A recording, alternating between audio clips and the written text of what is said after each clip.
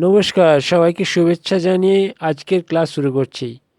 আজ তোমাদের বলবো কম্পিউটারের সংজ্ঞা। কম্পিউটারের সংজ্ঞা।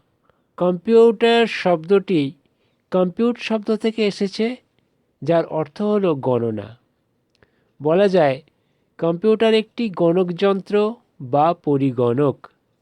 কিন্তু কম্পিউটারের কার্যকারিতা, প্রয়োগসীমা ও যন্ত্রাংশ ইত্যাদির দিক থেকে বিবেচনা করলে কম্পিউটার কেবলমাত্র একটি গণকযন্ত্র তা কিন্তু নয়।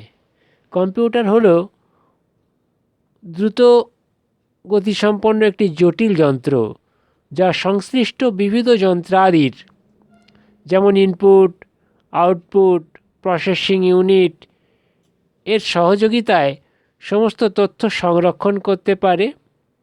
পরবর্তী সময়ে ব্যবহারের জন্য সংরক্ষিত তথ্যকে পুনরুদ্ধার করতে পারে এবং নির্দেশাবলী মেনে নির্দিষ্ট প্রসেসিংয়ের মাধ্যমে স্বয়ংক্রিয়ভাবে ধাপে ধাপে বিভিন্ন গাণিতিক, যৌক্তিক ও অন্যান্য তথ্য নিপুণভাবে পরিচালনা করে ব্যবহারকারীর সামনে ফলাফল তুলে ধরতে পারে।